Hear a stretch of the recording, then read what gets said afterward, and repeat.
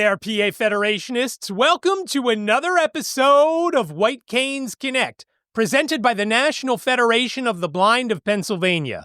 My name is David Goldstein. I am the first vice president of the NFB of Pennsylvania. I was recently included on a panel where we discuss designing for accessibility. We explore the impact, the risks, and the opportunities of the expansion of the ADA Title II into digital spaces.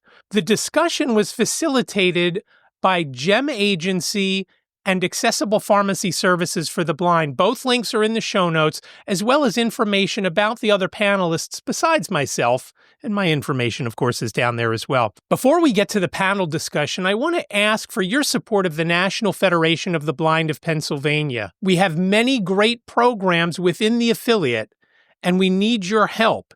If you could go to nfbofpa.org/give, we would really appreciate any kind of support you can give us. Give us as little as a couple of dollars. Check that box that you want to cover the fees, and everything is great. Again, every little bit helps. Again, nfbofpa.org/give. Now, let's listen to the panel discussion.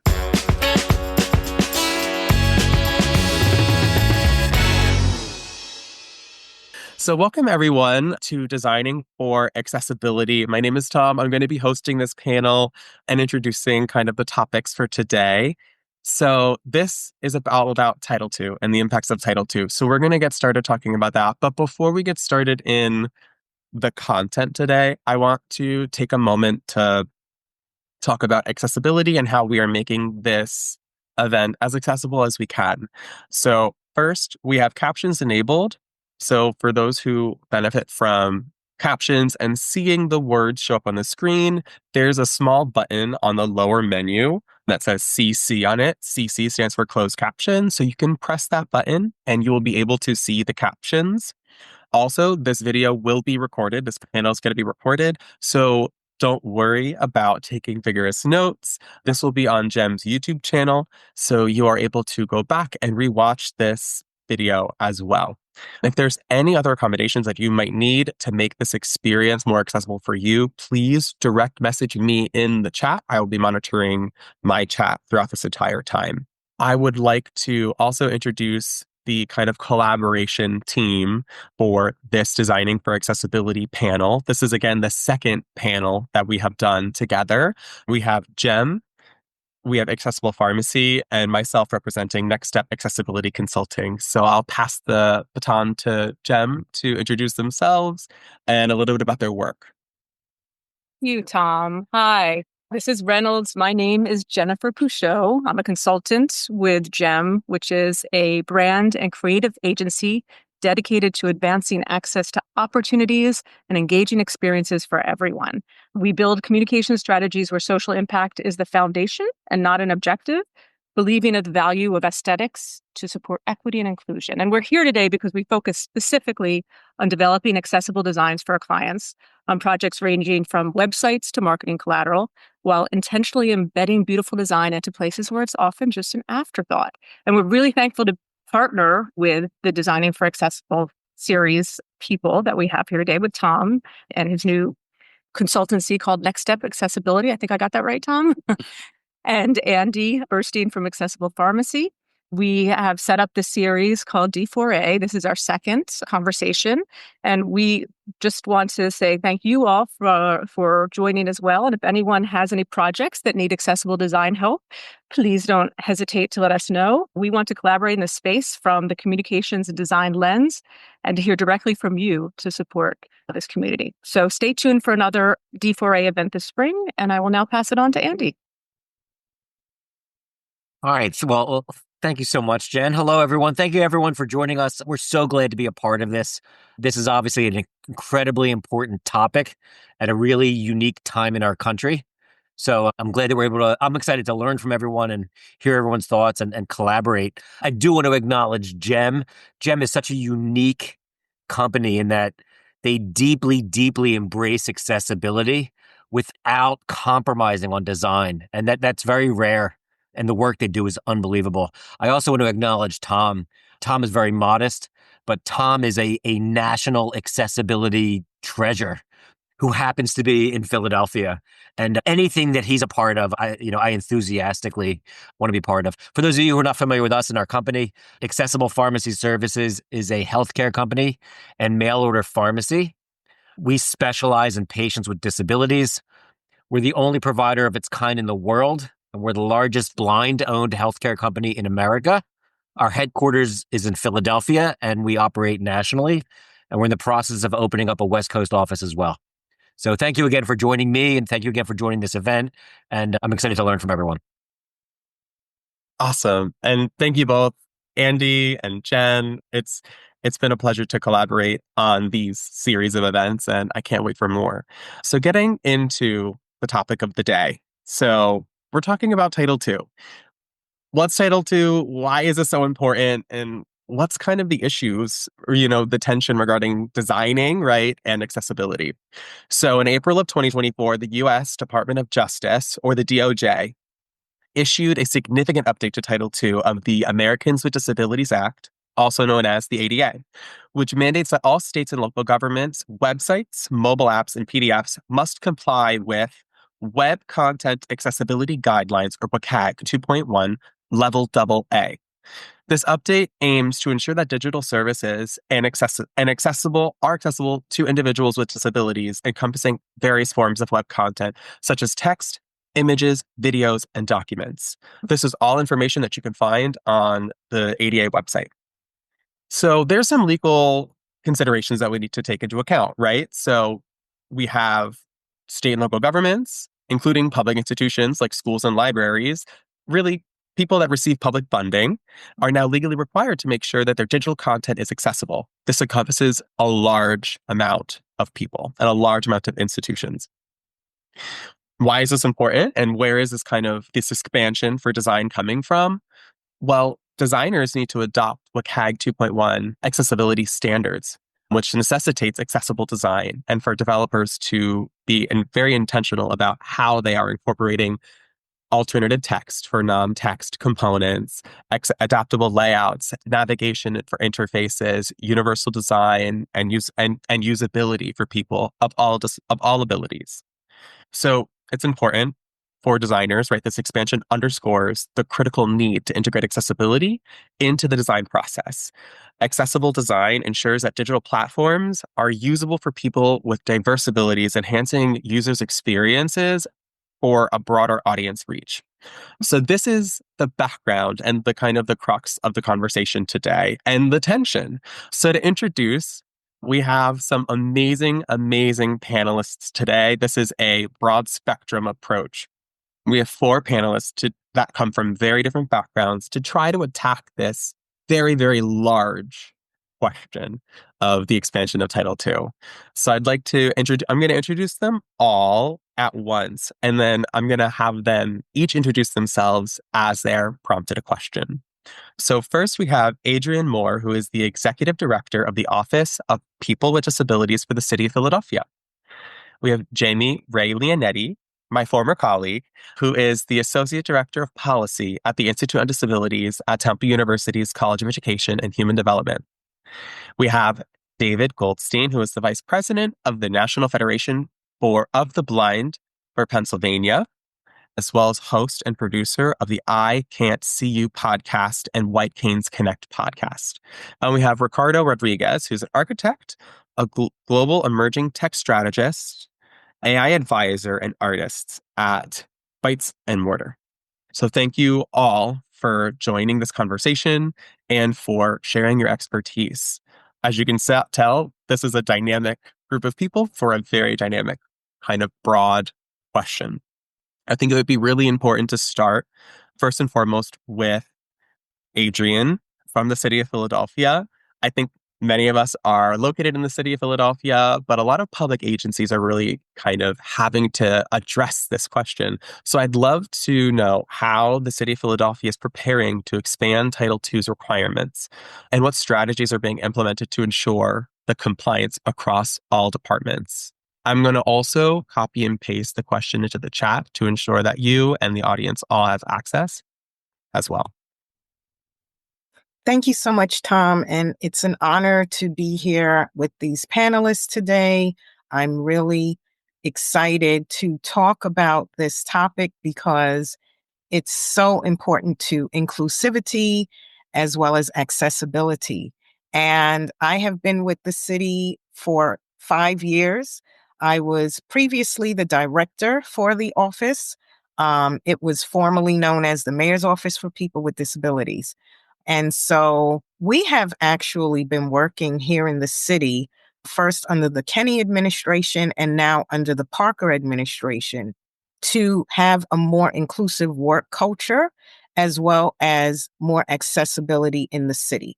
And so, in terms of digital accessibility, we have been training employees through our ADA liaison program on the ADA for the last several years. We also put together a digital accessible document that can be found on our website, and it provides guidelines on creating accessible PDFs, PowerPoints, Excel spreadsheets, etc. So now with the new guidelines that came out last year, as Tom mentioned, the city is working to review all of its websites as well as social media so that we can put together the issues that need to be addressed in terms of accessibility. There are 3 levels of accessibility. There's A, there's double A, and there's triple A. Most of the city right now is in the double A category. So we are putting together a working group of various department leaders, our IT department, the technological department, to strategize and work on making it completely accessible. And so that is where we are right now. We are also working with our law department for guidance as well. And so, I really am excited that this has been expanded for Title II because, there are issues with even websites right now that are accessible, even things such as the CAPTCHA, if people are familiar with that, and that is not accessible, right? And so Google has come up with some alternatives that I am trying to familiarize myself with, but there are issues even within the accessible world, right? So I think this year is going to be paramount for the country. As Tom mentioned, it's a new administration. Plus, we have these new guidelines that we have to adhere to. And so this year is going to be paramount for us to come together as a city to learn and to expand our accessibility in the digital world. And that's what we're working on right now. I love how you ended that as well with this kind of message to coming togetherness. I think it really kind of leans on the second question that I was a little curious about with the city is, are some of these resources that you're making, I know you said that you have guidelines on your website, and are some of these kind of like new efforts regarding this expansion and the work that the city is doing internally, are some of these external as well? And can some of this kind of more be collaborative for the larger Philadelphia community? Absolutely. So we're actually right now in discussion about creating a training or a module, if you will, on teaching folks how to create documents and web pages and all of the above accessible. Because we have been doing little bits over the last few years, training employees on alt text, for example, letting them know that they can contact our office if they need assistance in making a PDF accessible and those types of things. So we're looking to expand our training program, and we're actually in talks right now. And we're going to be meeting over the next few weeks and coming months and designing what that training will look like. And we hope to be able to expand it outward to the community as well.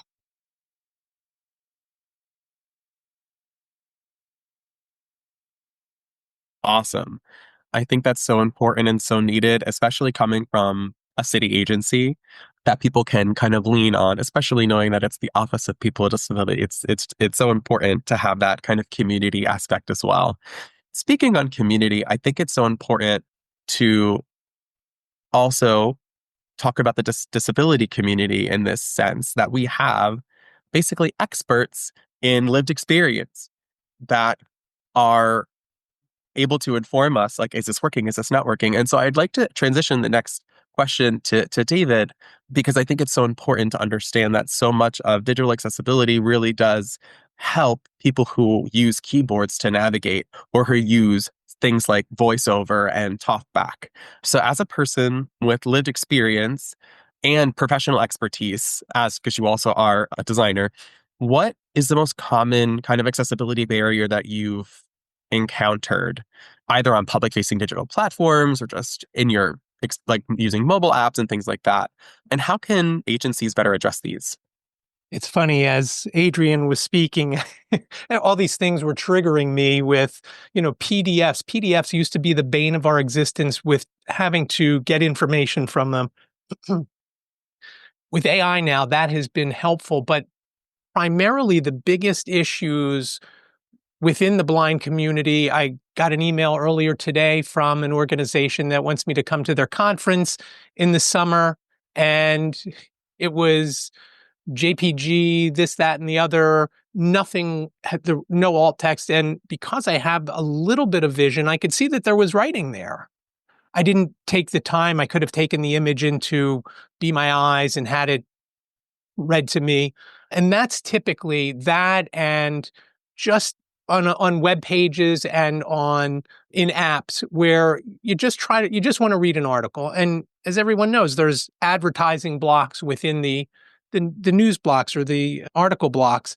And there are times when I will read one paragraph and then I'll hear dunk, dunk, dunk, dunk, dunk, dunk, dunk, dunk, dunk. Sometimes it'll continue to read the article, which becomes a strain on my concentration to listen to the words as opposed to listening to the beating of the video that's trying to play. Sometimes it doesn't even continue to read the article, where there might be a video ad or just a video that's been embedded from X or from YouTube or whatever, and it'll say video will end in 3 seconds, video will end in 2 seconds. Great. I'm not watching the video. I just want to read the rest of the article. And 9 times out of 10, I will just stop reading that article. If it's very important, there are workarounds, which in the blind community, there's always got to be a workaround, because there's always an issue, whether it's with websites, whether it's with apps, whether it's with just about anything. And NFB Newsline is one thing that if I know that the article is on, let's say, WSJ, I know that's available on NFB Newsline, where it's just plain text. And I know designers don't want to hear it, but if you just gave me a page of text and nothing else, no images, nothing, it is just outstanding, because you can just go through it, you get what you want, and you're done. The other issues are when there's headers that are missing, or if it just says click this link. Well, what's the link for? We don't know where you're going to end up. Is it for what was said in the paragraph above, or is it for something else? It's always best to say what the link is for. And I envision the day. And again, AI has been very helpful with making things more accessible, whether it's when you're out and about or whether it's when you're, many times I'll be on an app on my phone and I know that there's a button somewhere, but it's not labeled and I can't get to it. So I take the image, I take a screenshot, and you take it into Be My Eyes and you have it read to you, and it'll say, if it doesn't tell you right away, you ask, is there a button or a link that you see somewhere on the screen? And it'll say, yes, it's on the lower right, lower left. I'll then turn off voiceover and just start to feel around on my phone.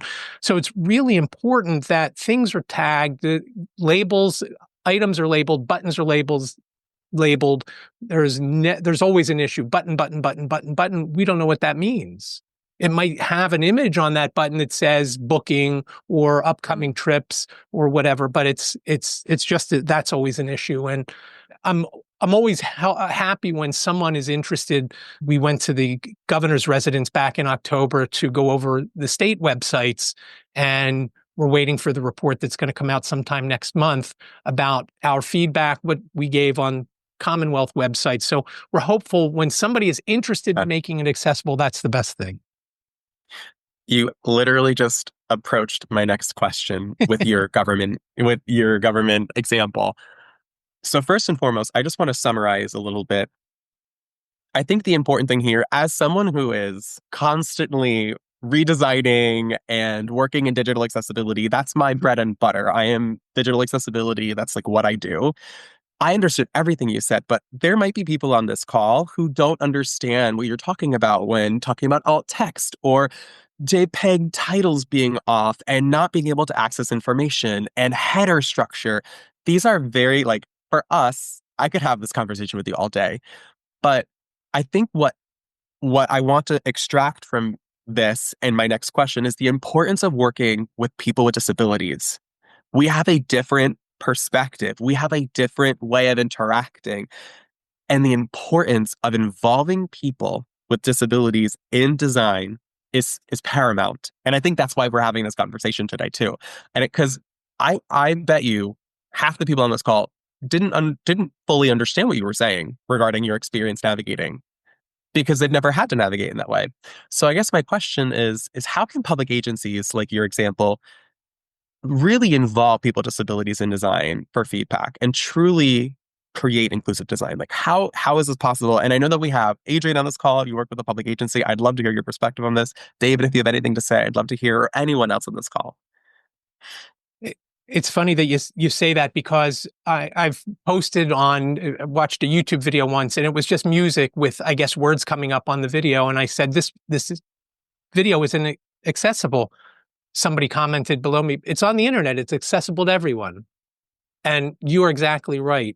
And I am willing to bet there are a lot of folks in the blind community that if asked, hey, could you take a look at this? I'm not saying they want to be hired for a job. That would be great. But I'd be willing to bet that if you went to a blind organization and said, hey, we're looking to do this, could you help us out and tell us what's wrong, what's right, and what else we can do? I think that would go a long way. I can say from the city side that we do have a commission on people with disabilities. And I just want to say hello. Several commissioners are on this call today. And we have been including them more in the digital aspect of accessibility recently. We did have a meeting where we asked them to provide feedback on the updated phila.gov website recently, for example. And we have been doing in my office several focus groups throughout the past year on various topics from housing, transportation, digital accessibility. And so that is how we are involving and engaging the community as well. And we do have members who are blind or have low vision, and several other members also identify as having disabilities. And so we have been really working very hard to include the community in all of our initiatives with our office. Thank you. I also want to shout out in the comments. Also, if you have questions, you could absolutely write them in the chat. I'm going to have space at the end for everyone to ask questions, and you can write them in the chat to kind of hold space. But to keep going, I'm going to continue with the questions that we have prepared so that at the end we can get to questions. But Nico wrote in the chat, Chantel, Pat, and I, and Kalia all work on Adrian's commission. And Adrian has been very comprehensive and a transparent leader. The future of Philadelphia is accessible. So I love that comment. I just wanted to read it out to everyone in case you didn't see it. Wonderful. So to kind of transition, I have two paths that I'm going forward with, right? There is the working with people who don't know how to work with accessibility, and then also the legal component. And so I'm going to first talk with Ricardo about working with organizations, right? And so how do you approach educating and guiding organizations that have little to no experience regarding accessibility? Like, they know it's a thing, they know they have to do it, but they just like don't understand. And what are some common misconceptions that you might have encountered? Perfect. So I think one of the first things that we should be doing when we're in this position is like meet people where they are. I come from an architecture background. I understand ADA from a physical standpoint. And it wasn't until I had to redesign a global website that it occurred to me that there is an equivalent to this digitally. And explaining that to corporate stakeholders, they do start from a place of compliance. And that is important, yes, but it goes beyond that, right? Because I think everyone either knows someone who's disabled or has someone with health issues in their family that they can relate to this. And one of the key things that I found was to show something tangible. For us, a big means of I guess garnering that advocacy internally was we showed our current website with the current colors, and then even with a simple app like Coolers for those of you guys that do web design, where you can see colors that are not compliant because they don't have legible text and the contrast is off, and things like the alt text and all that. When they put themselves in those shoes and they see that there's actually something tangible here for them that they can relate to others, I think that's where it clicks a bit. And then in terms of the misconception, I think everyone when they speak about accessibility in the corporate sense, they tend to think that this is for people that are blind or have visual issues or people in wheelchairs. They kind of align with one of those tracks without understanding really and realizing that the gamut of disabled people and people with issues with accessibility is quite broad, and it does not limited to that. So by assuming those things in your work, you end up excluding a whole bunch of people that might be affected by this, and quite probably people in your staff and your organization without even you being aware. So it's something that behooves us from even a humanitarian standpoint.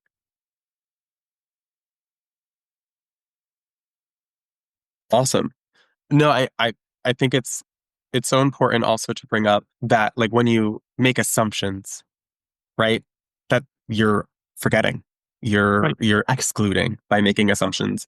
And kind of go, sorry to interrupt you. I kind of go back a bit. There's some architecture schools that have an accessibility day where they make their designers, their students, either go in a wheelchair, wear goggles to experience what people think. So if you're designing for an end user, that's a person that has real feelings and needs. Going through that process yourself helps. And what I would encourage those of you that do web design is to try a similar process with online and digital aspect of it as well. Yes, like navigating with a screen reader as you're kind of trying to go through and test. That's manual testing is something that's very important. And the last person on this panel, Miss Jamie, my former colleague, the last spotlight goes to you. So Jamie is an attorney or a lawyer. She has a JD. And so I really think it's important to understand the legal background regarding this new kind of expansion. So Jamie, from a legal and policy perspective, what are some of the biggest challenges that public agencies are facing in adopting this new Title II requirement? And how can they proactively address them, considering that there is a time limit on this new expansion? So thanks for that, Tom. And thank you for inviting me onto this panel today. It's a real privilege to be here with everybody. As you mentioned, I'm currently the Associate Director of Policy at the Institute on Disabilities, which is Pennsylvania's University Center for Excellence in Developmental Disability. So I just want to make clear that while I am a proud graduate of Temple Law School, go Owls, I do not practice law or work in a legal capacity for the Institute. So most of what I'm going to be sharing today is from a policy perspective, as this new federal rule fits right within the sort of the wheelhouse of what I do on a day-to-day basis at the Institute. So I first want to say that I really appreciated Ricardo's suggestion about expanding what we think about when we think about accessibility awareness and disability awareness, and making that, even our thinking about that, more inclusive. Because the one thing I didn't share with you all yet is that I am also a person with a disability. My disability is more physical in nature, but because I have cerebral palsy, that also has some visual spatial aspects for me, which I bring to the work that I do, right? So really appreciate the discussion around including people with disabilities in this work. But getting to policy, when you think about the policies around accessibility, the rule itself that was implemented by the Department of Justice really is a policy that was codified into a final rule, or at least that's how I look at it. Or maybe it would be better to say that it's a set of policies that were codified into a final rule. But here's really the problem with that, where the rubber meets the road, if you will. The entities that this affects, right, like city government, like colleges and universities, like hospitals, all of these places already have pre-existing websites, social media pages, etc. So what that means is that there's a challenge with complying with this rule, and that is that we now have to sort of retrofit or go from the back end and try to make these accessibility improvements. And while that is certainly possible, it can be time consuming, it can be expensive, it can mean that an entity may need to hire new or different staff with different qualifications to address some of these issues. And that's why one of the reasons why I think it's good that the DOJ implemented a timeline for implementation. So larger companies don't need to be fully compliant until April of 2026, while smaller Title II entities don't need to comply until April of 2027. So that, that buffer of time in there can also be helpful in getting this done. What it also provides is an opportunity for these Title II entities to engage the experts, the people with lived disability experience. So what I'm hoping is that from a policy perspective, places like the City of Philadelphia, I'm sure the City of Philadelphia is going to do this, but places like schools and doctors' offices and other Title II entities will take the opportunity to engage people with lived disability experience and even go so far as to maybe build a policy around that. I think digital accessibility is an area where a lot of places just simply overlook, oh, maybe we need a policy around that. Even the Institute on Disabilities is an example of that. We work very, very hard, and I'm sure Tom would agree with this, to ensure that all of the content that we are putting out is accessible to people with a wide variety of disabilities, whether it be physical, visual, intellectual, whatever it may be. But within our own department, we sometimes find ourselves lacking. Email is a good example of that. One of the things that I've been advocating for personally is that we as a department adopt a policy around accessible email, which would say, for example, that all email communications that we have internally should be in 14-point accessible font, because that's some low-hanging fruit there, right? To have a policy that says that we're going to do that, because that helps people with visual disabilities. It could help people with processing disabilities, dyslexia, intellectual disabilities. I mean, there's a wide range there. But it seems like it's sort of like an aha moment, right? Like we'll be sitting in a meeting and it's like, aha, we didn't even think of that. Oh, we should talk about that and we should get that done. So it's a work in progress for everybody. So if it's a work in progress for the Institute on Disabilities, then I can just imagine what it might be like for places that, may have nothing to do with disability generally, and now they're faced with this challenge. So my, top 3 suggestions for how to deal with this challenge would be, number 1, look at your own internal policies around accessibility. And if you don't currently have internal policies around accessibility, try to deal with those first. So, sort of like tidy up your own house first before you start looking at what is outward facing. Then, once you do that, my next tip would be to make sure that as you're bringing together a group of people who are going to help you to make these changes, that you incorporate people with a variety of lived disability experiences so that you can get that input. And then my third suggestion around this would be to always have your eye on what is the current guidance. And I know that that's going to be particularly difficult, maybe in our current climate, because right now, as we're sitting here, we know we have this rule in place that was adopted in 2024. As we've seen over the events of the last couple of days with executive orders and Office of Management and Budget memos and things like that, this can change at a moment's notice and can change again at a moment's notice. So I think one of the biggest challenge in getting these new changes implemented is going to be the idea that this could be a moving target because of how quickly things are changing. That said, I think if a Title II entity adopts the attitude that we are going to do our best to make things equitable, not necessarily because that's what this rule says we need to do, but simply because it's the right thing to do and we want to be equitable and inclusive, I think that will go a long way in making implementation smoother. Thank you, Jamie. That was beautifully said, well outlined. I think your suggestions are so powerful. And your ending actually really transitioned into my final question, which is my final question for all four panelists.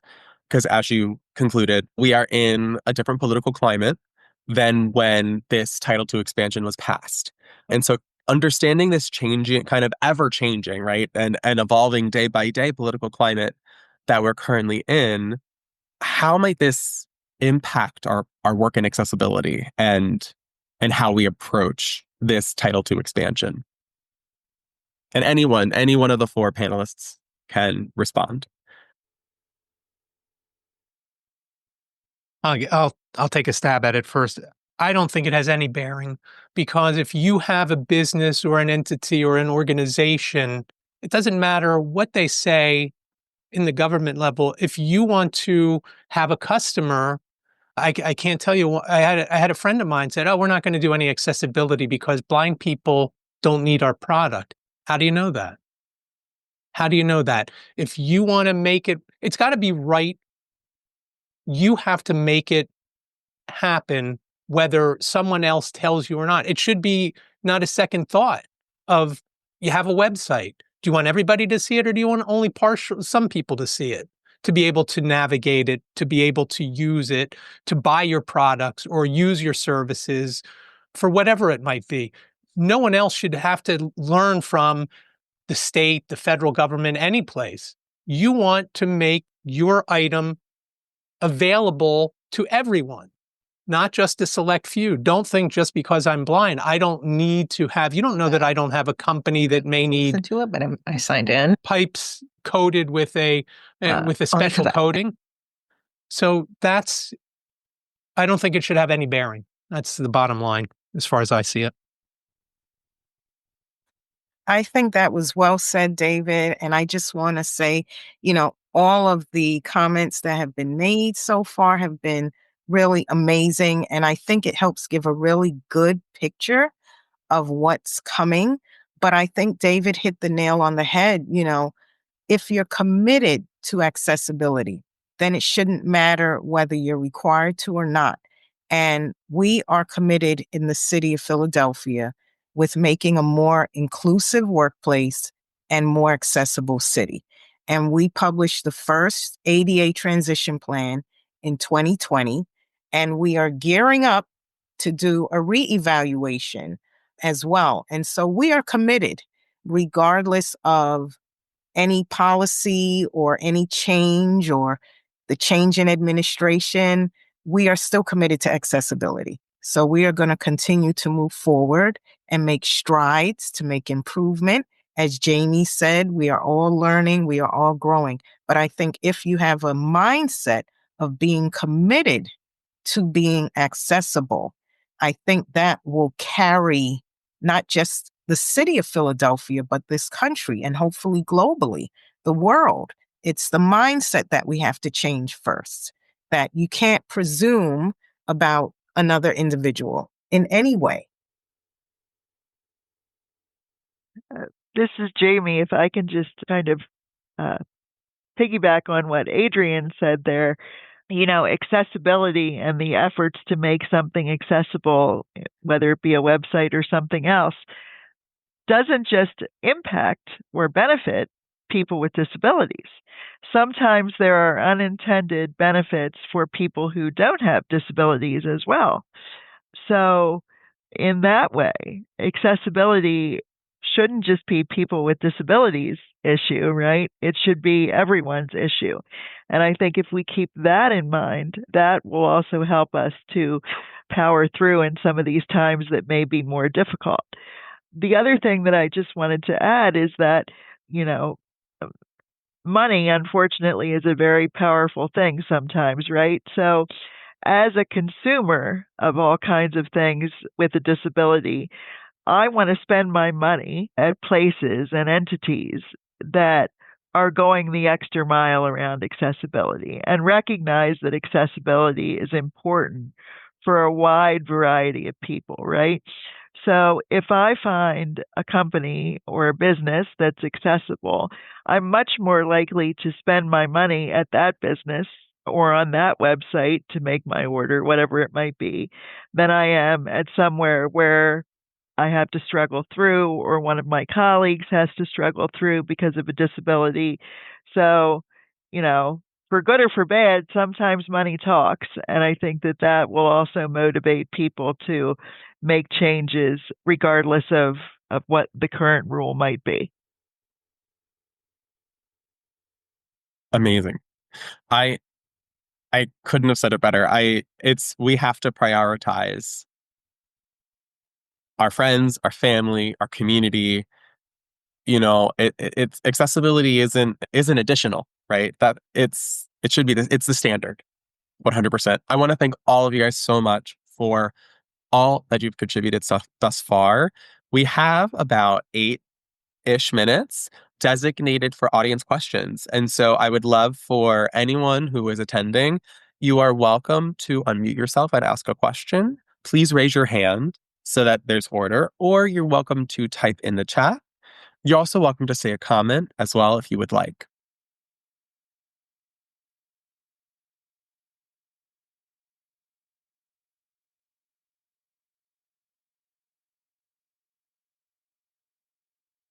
So, Tom, while the questions come in, I guess if I could make a comment, piggybacking on what you said, this perspective of like this is not extra is something that we can advocate for, especially in these times. I have a very small practice, but one of the things is I don't even ask if they have needs or if this is a part of a scope.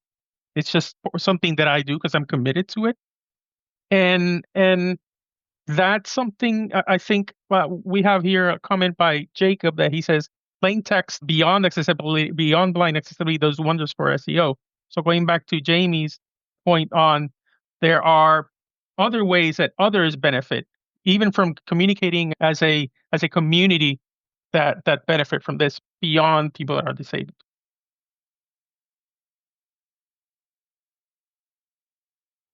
Absolutely. Absolutely. I couldn't agree more.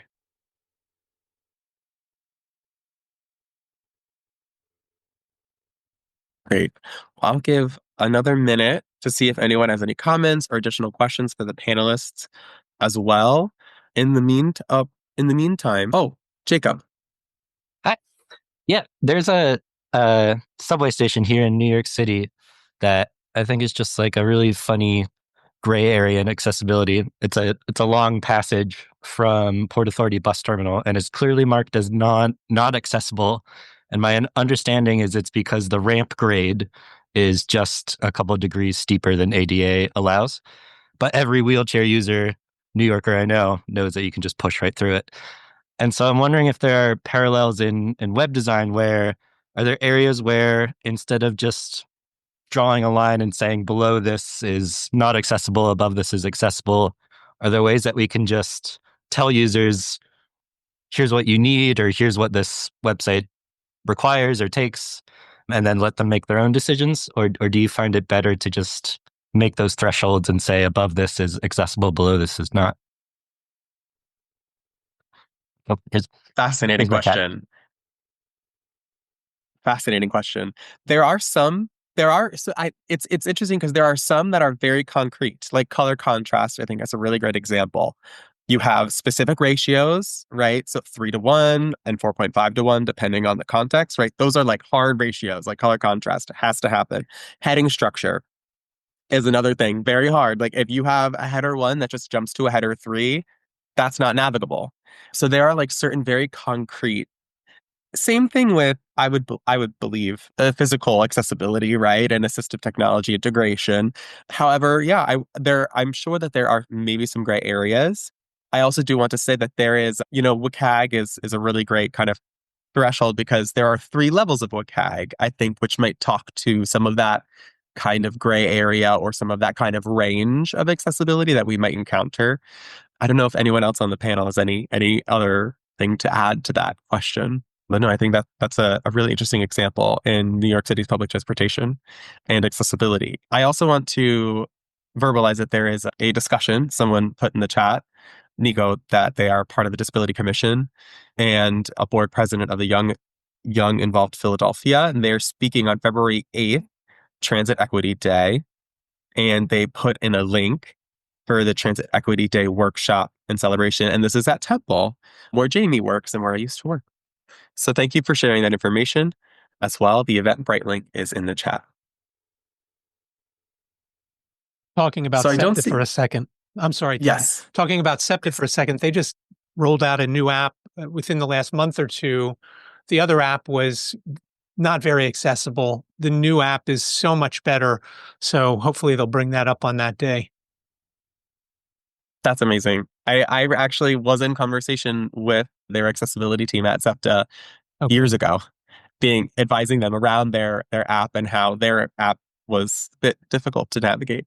So I'm glad that they updated that. So in conclusion, right, I don't know if we have any additional questions. There's nothing that has popped up in the chat. I just want to, again, just send so much gratitude to our 4 panelists for dedicating this time today to share space and discuss the vastly important topics of digital accessibility that is going to become our new reality with this expansion of Title II for all publicly funded agencies. I want to thank everyone who joined to watch this. I want to thank GEM and Accessible Pharmacy for this ongoing collaboration. And I'd love to give some final thoughts if Jen has anything additional to say or if Andy has anything additional to say as we wrap up. Thanks, Tom. First, I'll say thank you to everyone again as well. This is really just amazing to be part of this. And I would like to just extend some information about this Designing for Accessibility series. If there are things that you heard about today you would like to hear more about, if you have other ideas for conversations, we want to keep this rolling. So we want to do a different event in this series every couple of months just to talk about what's out there and to bring together a community of organizations and people who are really committed to this and to making change. I know just even, listening today, I got some new ideas of ways that we could bring people together moving forward. But if you have anything specific, please reach out to us. We will follow up with an email, a thank you email with the reporting itself, and want this to become a collaboration for people in this area and in this community to amplify our voices and see if we can continue to make some positive change. So thank you. Thank you, Tom. Thank you, Andy. Wonderful. And you'll be able to access this panel recorded on GEM's YouTube channel. So on that note, thank you so much. I hope you all have a wonderful day.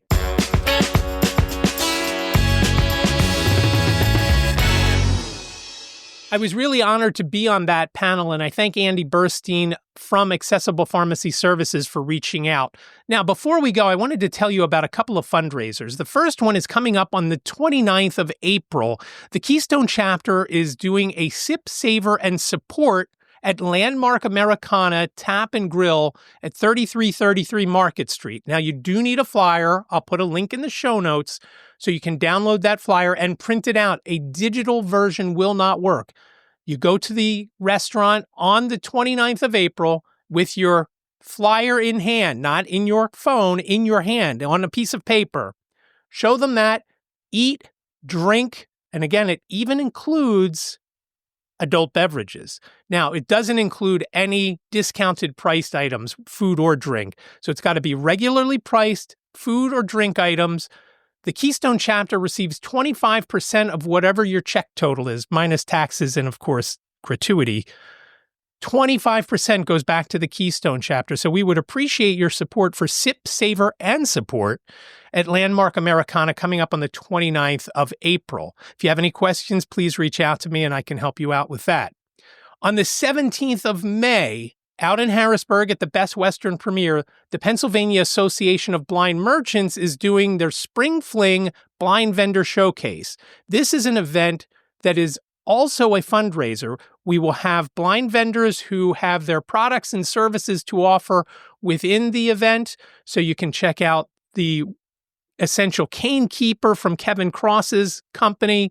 If you want to buy those, if you need that, it's a great item. If you have a cane that folds up or telescopes and you never know what to do with it after you've been out and about in the rain, you use this device, you put it in. It's kind of like a quiver for your cane, not for your arrows. So he'll be there. A lot of blind merchants are going to be there. If you'd like to go, link will be down below, but I can tell you to go to pablindmerchants.org/fling. You can buy your ticket. They're $25. You can buy one for yourself, or you can bring your friends, and you can buy up to 100 tickets with that link. Again, pablindmerchants.org/fling.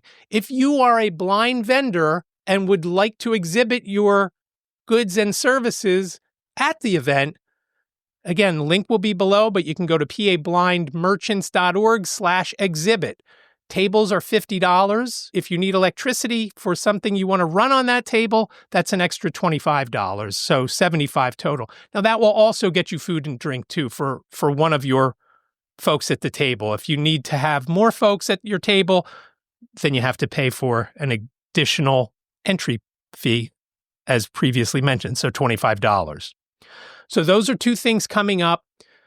We also have National Convention coming up. A link will be below so you can register for that. Don't delay, especially with your hotel room, because they go fast and you may end up getting stuck at one of the satellite or secondary spillover hotels. There's two hotels currently available, the Marriott and the Sheraton. They're right across the street from one another. The Marriott has all the general sessions and meetings and things like that. The Sheraton will have the exhibit hall. So you can check that out. I really do appreciate you listening to this episode of White Canes Connect. If you've got a question, a comment, a show idea, anything you've got, please reach out, 267-338-4495. You've got up to 3 minutes. Please leave your name and town if you do leave a voicemail. Again, 267-338-4495. We really would love to hear from you. You can also reach out via email, whitecanesconnect@gmail.com. whitecanesconnect@gmail.com. Thanks so much for listening. Take care.